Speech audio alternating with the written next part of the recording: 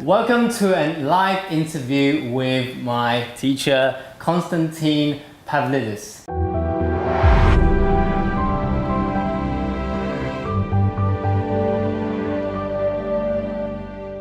And Professor Konstantin is the creator and founder of Sci-Art-Met platform and Oracy Center, am I correct? Yes. And he is also a scientist, an artist, and a spiritual master. And Professor Konstantin Pavlidis his background is very, very rich with direct lineage to masters and healers, where he was taught from the early age of 6. Now, since then, he has mastered many areas of science, movement, mastery, spiritual practices, self-development, and many other high-level disciplines. And there's a quote that I found online, and it is an original quote by Professor here, and he says, "Consciousness conceives, the senses receives.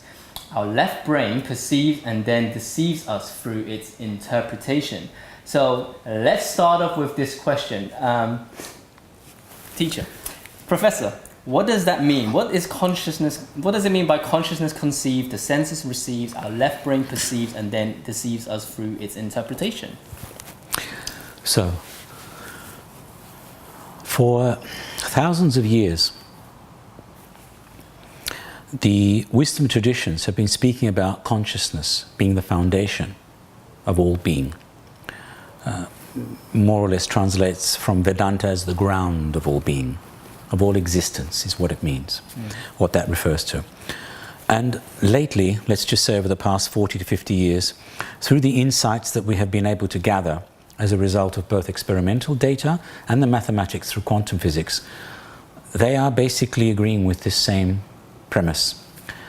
Consciousness is the ultimate creator. So things get created through consciousness as a vehicle, if you like. Without consciousness, nothing happens. So I call it spontaneous creativity. It is happening constantly. Some people could call its abode the source. So the source uses consciousness to create. So creator creates creation. That's the resultant, the result of what creator creates. And the process in between is called creativity. Right. So we have creator, creation, that process is creativity. So consciousness is creativity in action.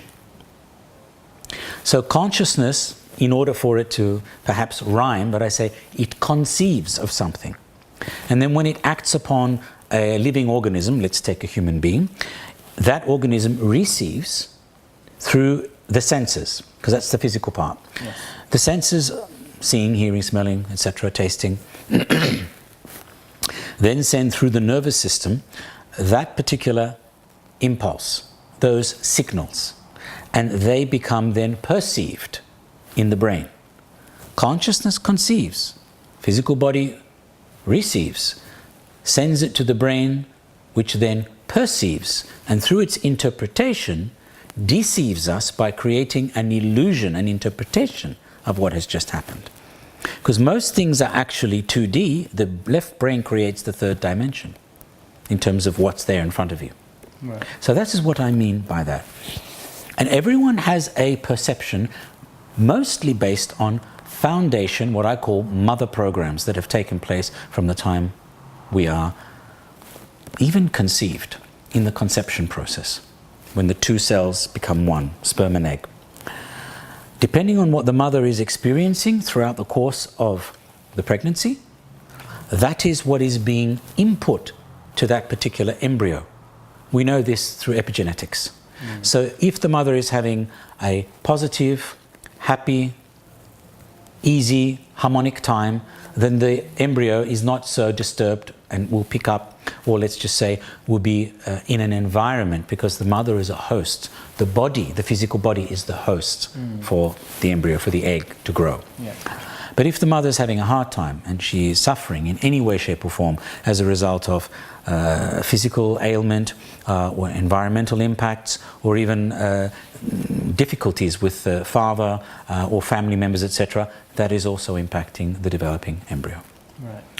And the moment the embryo is born, it goes out of an aqueous medium, which is basically almost gravityless, but let's say very, very well supported by comparison to being in gravity. Part of the shock of why the child normally cries is because I'm out of this happy sort of, swimming pool, tub, whatever, and I'm in this heavy environment.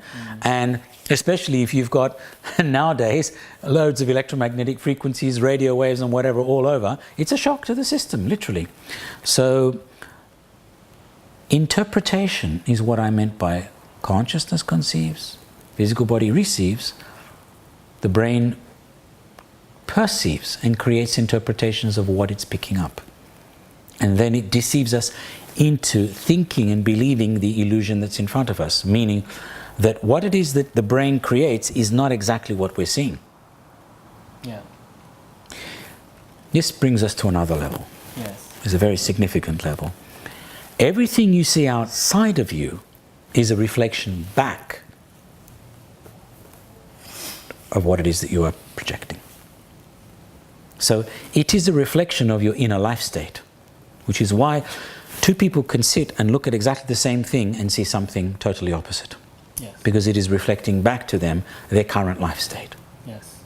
Some see difficulty, hardship, struggle, negativity, lying, cheating, thieving, whatever, and others see happiness, goodness, goodwill, joy, bliss. And that's based on the interpretation that we create ourselves from the story we tell ourselves, right? From all the belief system and all that as well. Yes. Yeah. Yes. Whether we like this or not. Right. So some of you listeners may already know, actually, if you follow some of my work, that everything's an illusion. Thoughts and feelings, everything that we see outside is an illusion. We're not really seeing what we are really seeing. But what I'm always fascinated about is understand the science behind it. So, and this is exactly why I am here with Professor here, to get the scientific understanding of the work that we've been talking about, everything that you listen and hear about in the personal development world and also in the spiritual industry. We got to have some sort of scientific understanding. So Professor here, I believe, is a really great. Thank you for your time, first of all, Professor. Thank you very much for allowing me to interview you. And so we've got a couple of questions here for Professor Pavlidis, and that is, so you are the founder of Sci-Art-Met, and that is Sci-Art-Met, as you can see below on the video. And as from my understanding, it represents science, art, and metaphysics. Am I correct? So what gave birth to this platform, and what is it? And how did you come about with it, and what's the purpose of this platform? I suppose when I was very young, I had three main, whatever you want to call them, inspirations in the form of human beings. And the first one actually was Bruce Lee. So I wanted to be like him. Okay. And I was a kid, and I was a bit of a nut. I was training 6 hours a day, and I was working, and I said, well, if he can do one arm push-ups on 2 fingers, so can I, and if he can do this, so can I. So I worked. I was 11, 12 years of age, I worked. My second great inspiration was Leonardo da Vinci. Oh. And I saw in Leonardo a being who brought clearly science, because he was a great engineer and understood science very, very well, a great artist, yes. And he certainly understood the metaphysical. And by that I mean the dimensions and the realm beyond matter. And he was a rather mystical type of person as well, probably because if he was too open about what he saw and what he had prophesied, snakes on rails and birds, steel birds that would fly, and helicopters and whatever. If it wasn't for the Medicis and the likes of people who were sponsors, I think maybe he would have been under the fate of Galileo. But he was very much in demand, and what he was able to develop was something extraordinary because of his abilities to see things through the inner scientist, which is what I call the inquirer. To inquire when, where, how, when, where, why, and because of what. And these questions are there in all of us when we're young. It depends totally on how well those particular aspects within us get guided and how they transfer into daily life matter, daily life matters, and daily life happenings and daily life implementation. The inner scientist is about the inquirer, looking at how come things are the way they are. The inner artist, therefore, is about the inner creativity and the spontaneity and being inspired by things outside of us, whether they be items of nature or people speaking or something along the lines of basically getting a download. So it's a creative response to stimuli from an external source. And the metaphysical is looking what is beyond the physical, quite simply. And what is consciousness? How do things work on those planes outside of the paradigm and the models of matter? And this is what helps us to then create a platform that links, I would say, the reality of consciousness and matter. Right. And what I see in life is that we have three main domains in life. There is religion, there is agnosticism, and there is what I call the wisdom traditions. Agnosticism is about the inquiries, the questioning, the philosophies and the sciences and so forth. So they are asking the how, when, where, why, etc. The religions act as a social platform to help act as a binding force. It gives us a sense of security, stability, a foundation, a structure, something to follow based on belief. The wisdom traditions represent the metaphysical, the consciousness element, right, as it were, in search of. And the art for me is how to blend all three. Right. So one gives us foundation of daily life activities, so it takes care of food, shelter, support, a sense of camaraderie and a sense of familiarity and identity, based on therefore giving us a sense of a collegiate, literally a linking, a binding force. And then just for the audience's sake, some may not know. So wisdom tradition, I'm assuming being the traditional way of where masters teach people, right? The actual wisdoms that have been passed down from ancient time. Yes, all spiritual practices Yes. have their root in wisdom tradition. So Yes. all religions are based on wisdom tradition. Yes. And they deal with something beyond the physical. Right. They're not that busy with or interested in matter. Right. And so the sciences are looking at matter and saying, how does matter help us to understand our daily life activities? And religion needs both. Right. Because the sciences give rise to technology, and technology has given us a lot of expediency and has a lot of facility, basically. Yes. Look at the daily life that we are encountering now. Without electricity and without magnetism, just basically take yourself off the grid and see what's there. Yeah. You wouldn't have any of your devices because there's nothing to actually power the batteries. You wouldn't have any of the facility and the expediency that exists there. So you're back to basics. Yes. You know, candles for candlelight and Yes. fires for burning and so forth. So this is how I see this triangle. And the important part here is that this new development, what people call the New Age, from my perspective, has arisen out of looking at religion being a little bit too dogmatic and confrontational. I would say that the sciences are too challenging because they are quite, they certainly challenge a person asking direct questions about proof and validation and so forth. Yes. And the wisdom traditions are simply too much hard work. So, I don't want to spend 10 years just to learn how to meditate. I want to do it in a weekend, and if I can do it on my iPhone through an app, all the better. So this is where people's minds are today. Yes. And especially if the app is downloaded for free and I don't have to pay for it. So we have a very different mindset today. Yes. And so as a result of those three, we've got people who are in this camp that have created their own perspective of life. And I would say that, I know that probably about 50, 60 years ago, the term New Age was coined by Edgar Cayce.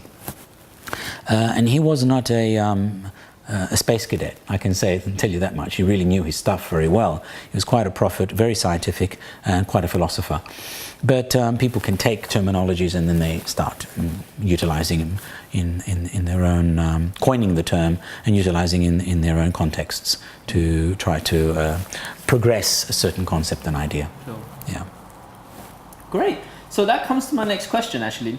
Now, because, by the way, for those of you who don't know, Professor has an amazing event coming down on London, and it's on the 23rd and 24th of June, I believe it is. So for those of you who are interested in that, stay tuned, because we'll be talking about that very, very soon. And the purpose of this event is all about redefining spirituality from the quantum worldview, right? So for those of you who don't understand, it means bridging science and spirituality together, which is my passion, is what I've always been seeking. Where is the scientific evidence to bridge the spirituality aspects of the knowledge and the wisdom that we get? So here's a question for you, Professor. What is spirituality? If we were to redefine it, what is spirituality really? Because a lot of the audience right now listening, we all have our own version, our own take, and our own understanding of what spirituality really is. What is it? What is it really? Wisdom traditions for thousands of years have looked at spirituality as the alternative to being here. They never paid much attention to the physical realms and the physical world, not even the physical body, which is why so many of them would become ascetics or yogis or seers or Christian martyrs who were very happy to give up their lives, their physical life, because they knew that they were a never-ending life. Right. Their soul would go on forever in paradise, as it were. Yes. So the perception of spirituality until very recently has been one of the non-physical, the non-material, the metaphysical, the beyond this world. So that whatever I do here, my body is like a coat or a set of clothes that I put on for this life. Vehicle, right? And it's not that important, not as significant as my soul or my spirit. Yes. And then you've got other wisdom traditions like Buddhism that does not have a perception of soul and spirit in the way Christianity or the Abrahamic faiths do, the Christian, Muslim and the Judaic faiths. So redefining spirituality means that we bring, through the reality of consciousness, we bring consciousness into the physical and see that every single aspect of our physical world is a function of consciousness, is a function of that reality. So it is here for a purpose, including our physical bodies. And that we can say that the body is the temple and so forth and go into this more esoteric and idealistic perspective of respecting the body because God created it, etc.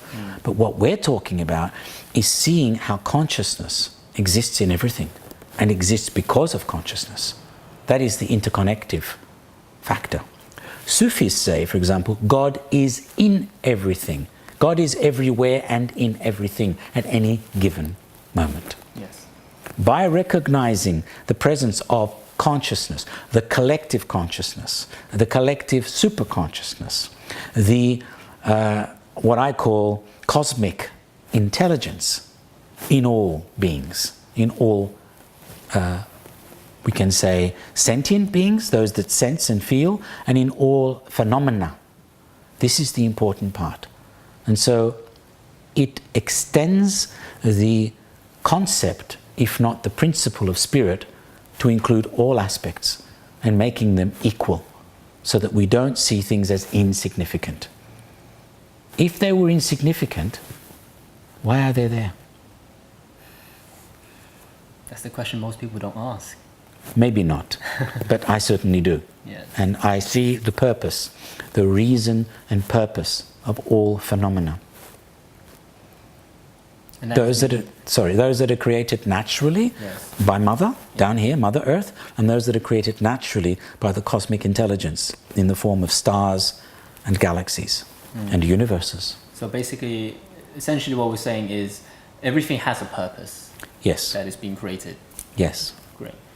Wow. So, and what is consciousness? That is actually the next question. What is consciousness? Because that is, personally, I've looked at, I've researched many area of consciousness, trying to understand what consciousness is. There are great TED Talks as well, where scientists have been doing experiments of consciousness.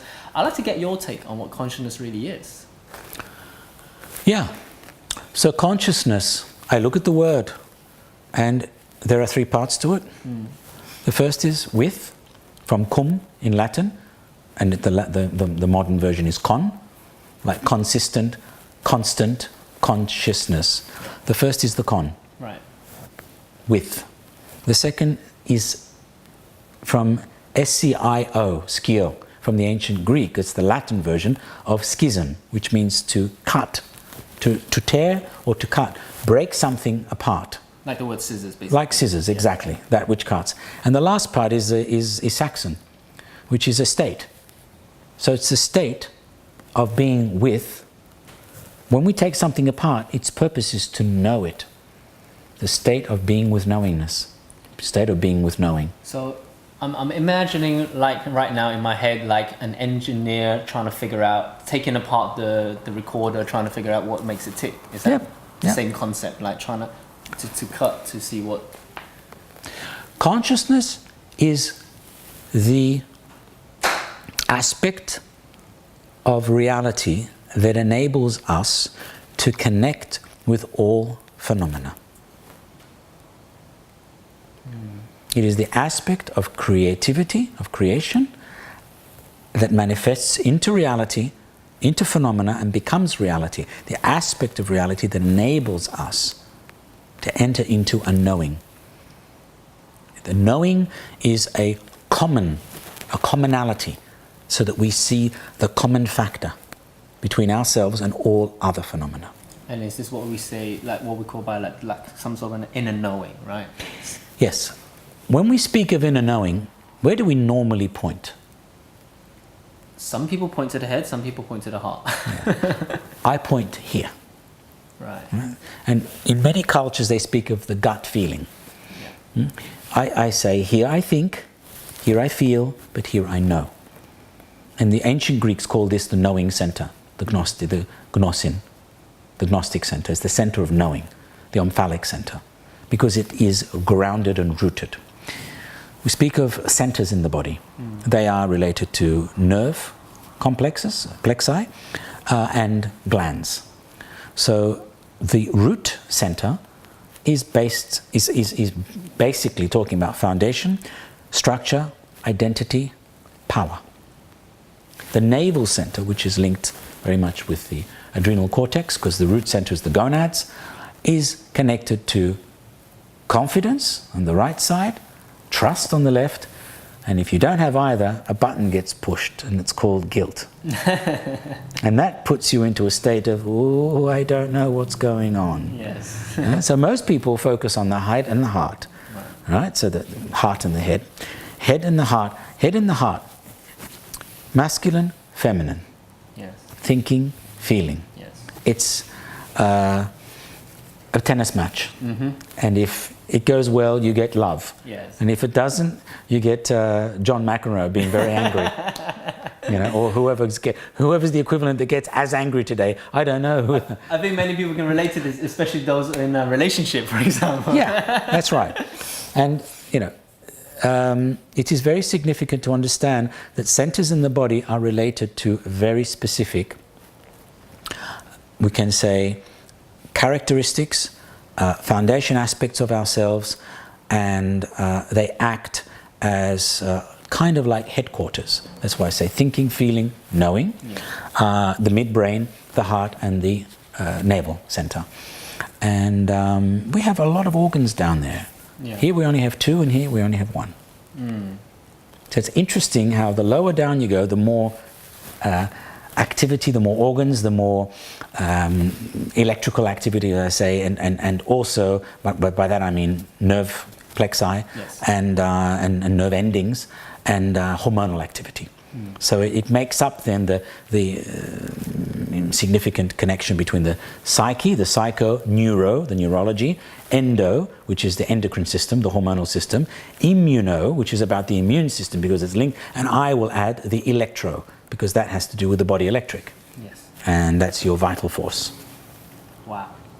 We could be here all night discussing about this particular topic on its own, but we're going to move on because we've got a lot of questions as well. So here's what I'm really here for.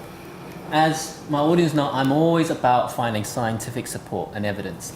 So my question here to you then, Professor, is what are the evidence supporting the understanding of that consciousness is actually the foundation of all beings? Because that is the theme that we're going to be, that is the theme of the actual event, isn't it? Well, the theme of the event is, first and foremost, Sci-Art-Met is the platform for the quantum worldview. Yeah. Quantum worldview means perceiving through the quantum reality, that which has been exposed to us, that has been revealed to us through what quantum physics experiments have shown us. A, things don't happen just within our immediate locality. Something can occur here and affect another object in another universe at the same time. Okay. Instantaneous, no time separation. It's called bilocality or non-locality, meaning not dependent on a locality, a physical space in time. So this is quite complex, so let's slow down and break this down. You're saying that the law of cause and effect, by something happening in this dimension, can actually affect something else in a different dimension. Yes. Okay, so is there evidence to support this? There are experiments that have shown that objects or particles are being affected in another very distant, by comparison, location, and it's happening at the same time. Wow. Right? This is the first thing. The second that's significant, very significant, is it happens in a manner that is signalless. There is no evident, obvious signal. Like a magnetic field or a radio wave or whatever. So, for example, a brain. Now, what is the signal where we have 2 people in separate Faraday cages? That's a cage where no magnetic field, no other forms of discernible signals can be received. Right? So a person is thinking and sending a message to another person, each in separate cages, and they end up with their brainwave patterns being so closely synchronized that they are almost exactly the same. Indiscernible from a material perspective, a materialistic and logical perspective. Which brings us to point number 3. Normally, we think in linear sequences for logic and reasoning and cause to effect. Causality happens, first and foremost, string theory was put forward in terms of how things are connected, like lines of white light, strings of white light. Then we've come to realize that there's a thing called entanglement, that everything is actually in some strange way connected. They're tangled up like a bunch of strings. Yeah, like like a ball. Yeah, a cat that's plays it. with. Yeah. Something like that. Spaghetti. In a bowl. Then we have what's called hierarchical entanglement, that it happens in specific orders of priority and importance. And then we've got circular. So when we get into something complex like circular entanglement, it means that, for example, memory. We call upon memory for the concept. But you need to have a concept first before you can remember it. Yes. So one is dependent on the other. It's like the chicken and the egg. Which was born first? The answer is both are born at the same time. Right. Okay? Yeah. So the whole point about that is that the circular entanglement shows how everything is interconnected. Interconnectivity is no longer a concept based on a, let's call it an imaginary idea or a model. We actually see that everything is interconnected in this manner because things exist in the realm of potentiality, right? And they only can manifest into the reality when they are intervened by an intention. So it is the intention that actually causes a wave, because everything exists. Let's look at the basic of what Einstein taught us. Okay, time and space are connected, and then we are looking at energy for the first time with matter. Yeah? And so the potential of something, everything exists already in the realm of potential. So what we in wisdom traditions say is that this is potential, potential not yet manifest. So things are in potential. A simple example. I've got an idea to build something. Right? For as long as it stays an idea and I don't actually act upon manifesting that idea, it stays in potential. Okay? Then when I put the idea, I go to a friend who's an architect and we sit together and we sketch it out. Right? That sketch now, that plan, is the actualized potential. Right. I've actualized my potential, which was an idea for a center. Yeah. We've sat together and we've sketched it all out and, oh, okay, that's interesting. And I say, here's my center. And you go, very nice. Now, when will it be actualized? Yeah. There's actualized potential. Right? So we need potential actualization is I find the land. Okay? And I buy the materials. But the materials are sitting on the land and nothing's happened. At least I've gone one step further. Yes. Okay? So I have the potential actualization.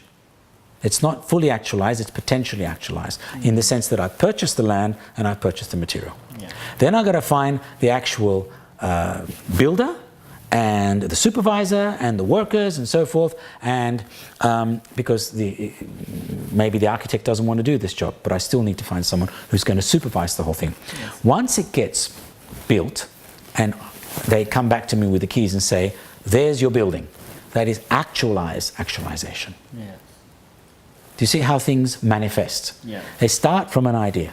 Yes. So the idea can be intention. Now, of course, intention works. You don't need to do experiments to prove that intention works. We've had thousands upon thousands of examples of this. When you've got Genghis Khan with his mind of intending to conquer the world, and he does it, well, there is the power of intention. Or Adolf Hitler and the Nazis, they're the power of intention. Many people have shown many different examples of their intention to act upon an object. Now, in this case, it isn't the object, it's the field. The field collapses, we call it collapsing. The wave collapses and turns into a particle. That is why when they did the Michelson-Morley experiment, we were looking at how light behaves both as a wave and as a particle. And the interesting thing was, when the wave noticed it was being filmed, it behaved as a particle. Yeah, this is the double split experiment. That's right, the two-slit, yeah, yes. Double split. We say the two-slit, double slit experiment. And the important thing is that when we begin to see that we are being observed, it has an impact on us and we can sense it. Yes. Okay? What is it that's sensing this? Which part of us is picking it up? Same thing with an object that is being acted upon with an intention. Yes. Okay? It brings us then to that other level when I talked about triangles. Yeah. Okay? Triangles are about relationships. Yes. Okay? Circles are about circularity, they're about cycles. Yeah. And the bottom right-hand corner of the triangle, I always say, is yang, bottom left-hand corner is yin, and the apex is neutral. So it represents, those two are tendencies in life. Anything that rises and expands is a yang process. Anything that contracts and descends is a yin process. Okay? So we have yin and yang organs in the body, we have the same thing happening in phenomena. Yin in structure, yang in function. Example, something that is very contracted, like the heart or the kidney, it's yin in structure, yang in function. One pumps blood, the other one cleans water out. Right. Very active. Yes. Likewise, when we're looking at, I had a triangle that I was talking about in the past, the education process. One is induction, where we get induced. Basically, it's an imprinting process. And once something has been induced into us, that we've been imprinted, then the teacher's role, the mentor's role, is to extract that, to educe. That's what it means. To educe, that's what education is, the process of extracting from the child once they've been induced. The third step, though, in the original model, the original Aristotelian model, was deduce, to deduce, the deduction process. So, create space for the child to deduce for themselves. What they did, the Romans, was to replace that with reduction. We reduce what it is that we are teaching you down to an expected outcome. Basically, the process of education has turned into a process of imprinting, of conditioning, with expected outcomes. So you don't go to school to learn about you, you go to school to get programmed in a conditioned manner toward an expected outcome so that you can basically achieve and or facilitate specific roles. With an outcome that is discernible, that is deduced as a result of being reduced, you can actually understand and expect what the outcome will be. Right. And the consequence of that is that we don't learn any longer how to think. We are taught what to think, we don't learn how to think. And that's based on intelligence. But what about the learning from the body? The intuition itself, the intelligent instinct. This is what is missing, because looking at learning just from the left brain, just from the conceptual mind, is like a car, a 6-cylinder car that's firing on that one cylinder, and the other 5 cylinders are just kind of slow, silent and not really very active. So I say that we have our thinking, we have our feeling, we have our sensing, we have our intuition. Then there's vital force. That's the 5th. And as a result of vital force, consciousness acts to integrate all. That's your 6th cylinder. So the your 6th sense binds all of our 5 other senses together. And that's, I call that emotion, is the energy in motion. That is the real emotion. That is the real emotion. Because I believe most people misunderstood emotion for just a feeling part. And mostly their personal feeling, not the non-personal feeling. What I pick up from, when you're not in the personal, you're going to be able to be present with all of these other aspects, and you're receiving information from all of the faculties simultaneously. The ability to observe what's really going on without your personal agenda being affected, right? Without your personal perception being affected, right? Without your personal perception affecting, interfering. So you're taking yourself out of that. Yes. That's the foundation of Zen. Yes. Okay. Learning, observing. Learning through observation, without impacting, consciously, with desire. Creating space to allow what is there to manifest and express itself, to reveal its true nature to you. And tell me more about your mission in terms of why are you bringing this knowledge to the world, in terms of why are you doing Sci-Art-Met? Why is this event in June happening? What is your mission and purpose? Well, Sci-Art-Met is about helping people to understand the inner inquisitor, asking questions, the inquisition, the inquiry process. I'm asking the how, when, where, why of life. What I call the inner artist is a natural response to stimuli, a spontaneous response to external stimuli, whether it's the sun, whether it's nature, whether it's other people, and where we express it artistically, we express it creatively. Actually, the foundation of all science was very, very creative, not just something that was contrived and thought up in the left brain. Then there's the metaphysical, searching for, there's always this yearning to look beyond the limits of the material, the physical material world. And that is because, I believe, is because consciousness is acting constantly on us and activating our inner inquiry through creativity and through our intuition as a function of our vital force. That's the chi, your life force. So the Sci-Art-Met has been created as a platform that will facilitate the quantum worldview. Seeing and hearing life through the field, seeing and hearing life through life's eyes and ears. Not mine, yours, or any individual's. It exists independently of us. And this is what we mean by seeing it for what it really is. Yes, right. As it is. Yes. Not even just for what it is, as it is. Without addition and subtraction. So this leads me to really go on to now the juice of the interview, and that is, so here are some of the topics that we're going to be learning on the actual event itself. It's a 2-day event, right? Mm-hmm. So there's Quantum Worldview, and also there is the Tao in relation to quantum physics. String theory and the Tao. String theory and the Tao. Awesome. And there is also, what does art have anything to do with spirituality? So, and we also have science and Buddhism. So I'm aware that these topics are being presented by different speakers. So the Quantum Worldview will be presented by Professor Amit Goswami. So tell us a little bit more about, and just very, very briefly, because we don't want to give everything away, but just give us a little teaser and trailer of what the audience could expect from learning about the Quantum Worldview from Professor Amit, actually. Yeah, so he's going to talk about the principles that we are teaching now all the time. Non-locality, that things can happen here and in other parts of the universe simultaneously. They're not bound by space or time. Secondly, that things happen not in a straight line, in a linear fashion. They happen in this circular causality. Third is they can happen in signalless ways, without a signal. And they are discontinuous.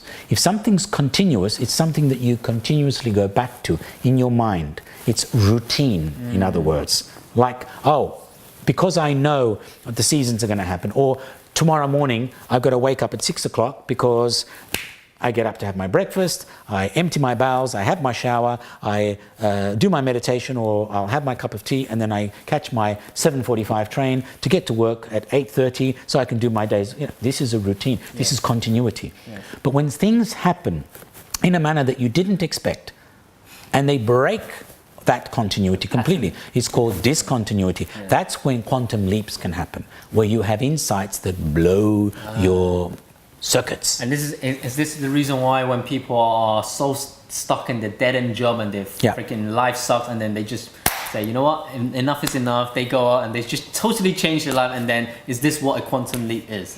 Well, the quantum leap happens in a manner that you didn't expect.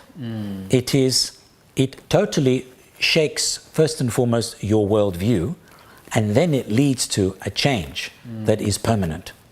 Right. These three need to be there. Okay, fascinating. And then the fourth. Then when we look at step 4, is that person has clearly transformed, not just transacted. Yes. You're no longer the same being. Yes. It's very evident and very clear. Okay, so tell me more about, tell us more about what does art have to do with spirituality, and it's going to be presented by Lama Jampa. Lama Jampa Tsultrim. Yes. Lama Jampa Gyatso. So for those who don't, by the way, for those who don't know Professor Amit Goswami, he's also one of the scientists that's in the film What the Bleep Do We Know? So he's very famous. You might know that name.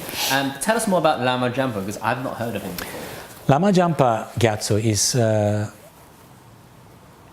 very unusual in many ways, in that he's a Tibetan Lama who has received initiations, transmissions and teachings from all 4 Tibetan Buddhist lineages, and not many Lamas have had this. Wow. And the second, well, that's first. Secondly, he's a master of Tai Chi, Qigong, Tibetan Yoga, Trulko, and Kung Fu. I don't know any Lama that has those. And then he's also a therapist, an astrologer. So he's a Tibetan. He teaches Tibetan medicine. He's does Tibetan astrology, and he has a very positive, unique outlook on life. So because of those aspects, we became close friends more than 16 years ago now. We've been working together during that period of time. I've become, apart from all the work that I've done independently with other masters, I've also become a Tibetan yoga master, the Trulkor, which means wheel of life, and it's arguably the first integrative yoga system because it works with meridians, it works with mind, it works with consciousness, it works with transformation, it works with organs, it works in a very, very different way. Because the yoga system that I've created, which will also be presented as one of the workshops, is called Zen Essence Yoga. Yeah. The essence of your spirit, the integration. Yoga is to integrate the integration of the essence, your essence and spirit. It looks at the different paths of yoga, of the mind, the raja, the bhakti, the devotional, the physical, the hatha, the kriyas, the energy forms, etc. It integrates all. So, and it approaches and utilizes all in any one session. So it doesn't take them separately. And this is a workshop. There's a 1 hour workshop. There's a 1 hour workshop where Aniko Naji, who is a Trulkor master as well, and basically my student that I've passed on the Zen Essence to. She's been teaching in County Hall, Shell, Ipsos Mori, Goldman Sachs, many contexts of corporate backgrounds for the last 22 years. She's the one of the leading yoga teachers of the employees for all this time. So Lama Gyatso is going to be, I've asked him to speak about the significance of art and spirituality. Specifically in Tibetan Buddhism. The reason being that within those paintings, which are called tankas, there are hundreds of codes. Every single little symbol, every little animal, every color, every coordination of the numbers and so forth are all a part of a coding system. So art is utilized to integrate specific messages in a coded manner in order to emanate that from the painted product, the tanka. And a mandala is even more complex. So this is what we're going to be discussing, to understand the secret language of tanka, in that it represents a coding system. Which is passed down through art. If you've got that tanka hanging in your space, you have that energy, those messages, right. that composite of order and structure emanating within that space, your bedroom, your office, whatever. And is that kind of like how charms work? That is how a mandala works, and hexagrams work as well in Tao. Yes. In Taoism. Right. So tell me more about Dr. Is it Rulin? Rulin Xu. Rulin Xu, and she will be talking about the Taoism and quantum physics and how they relate to one another, right? She's string theorist. She's done her postdoctorate in Harvard University and done a lot of work on string theory. And through the work she has done together with Master Zhigang Sha, who is a Taoist master, is an allopathic medical doctor, and which is a Western medical doctor, and a traditional Chinese doctor. And he's also a healer and has helped many thousands of people to heal from near partial or complete blindness and deafness and many other disorders. Wow. And he recognized her abilities, so he passed down the art of calligraphy to her. So she's become a Tao master through calligraphic channeling.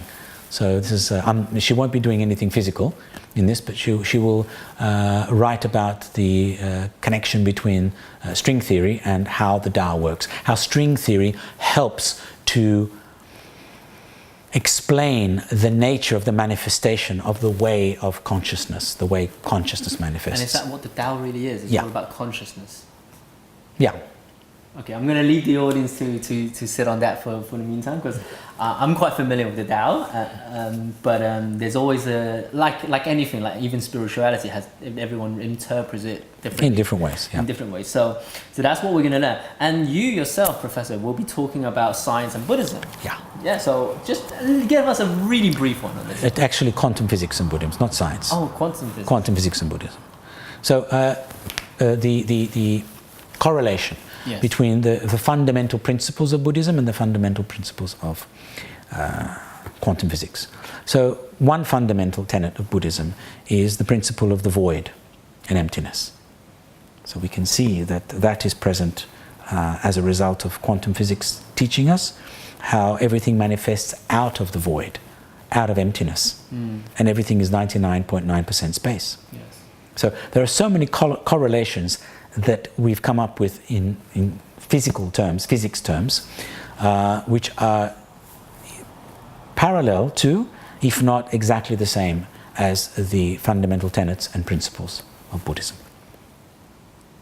So then we'll be bridging Buddhism with science through quantum physics. Yeah.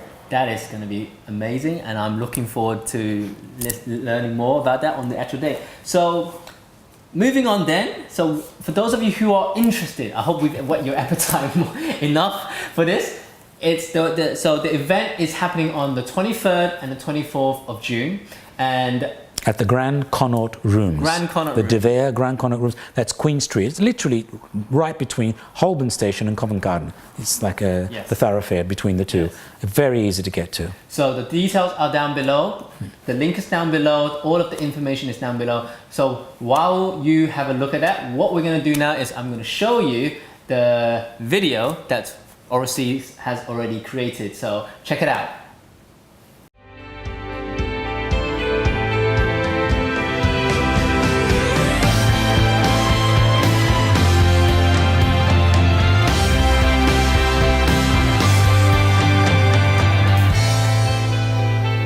Sci-Art-Met, the science-art-metaphysics interface, redefining spirituality. Sci-Art-Met explores the three-way relationship and meeting point between science, art, and the metaphysics in life. It is a vehicle that interconnects all phenomena to discover and integrate the true meaning of spirituality. The theme of the Sci-Art-Met Symposium is a new paradigm of learning and communication, enabling a greater understanding of health, self, and life. The Sci-Art-Met interface is a platform for collaborative action that brings together the best of breakthrough research alongside holistic practitioners for advances in global health and self-development. The Sci-Art-Met Symposium is an experiential conference that will host presentations and discussions, as well as workshops, artistic presentation, and practical demonstrations. We aim to engage both the professional and public communities in these new and inspiring experiences. For this symposium, we're inviting key world-leading speakers, including quantum physicist Amit Goswami, Dr. Rulin Shu, quantum physicist and Tao master, Lama Jampa Gyatso, Tibetan Buddhist master, Konstantin Pavlidis, scientist, artist, and spiritual master. The workshops include Quantum Integrative Medicine, The Future of Health, with Ramona Onisor, Zen Essence Yoga with Aniko Nagy, Archetypal Drama with Konstantin Pavlidis, Sacred Sound Healing and Consciousness with Konstantin Pavlidis, Transformational Movement with Stuart Heller, Movement Master. There will be a music and dance presentation of Rumi poetry by Unstructured Light, Quintessential Theatre. Why should you come? Become part of a global network of new and exciting like-minded people. Meet world-leading experts. Participate in workshops and experiential learning. Enjoy artistic presentations. Access cutting-edge talks and lectures. Explore a market full of groundbreaking products. We truly look forward to your presence and participation.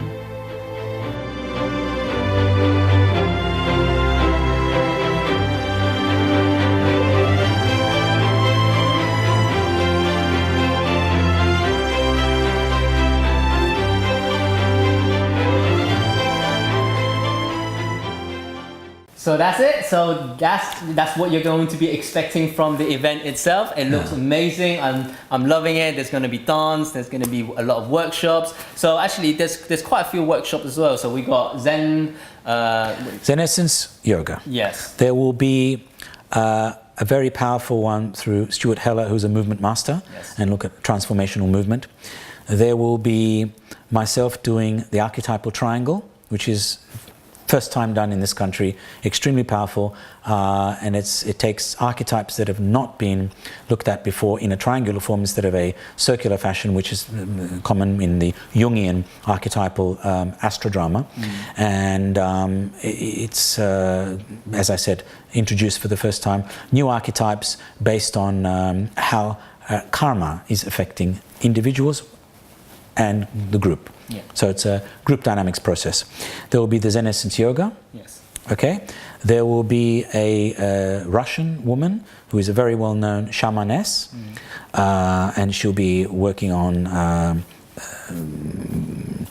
the power of transformation through the work that she does with, I think, voice and mantra, etc. And then there'll be Dr. Ramona Onisor, who will talk about the significance of the heart as an organ and the heart center, and how it links with the mind, with the thoughts, with the brain, and how it's important to connect with the heart and open it for the purpose of, obviously, better health and more happiness. Yes. So there are six workshops. So it's very experientially oriented. We don't want it to be sitting there getting bored. There's a lot of practical. There's a lot of practical.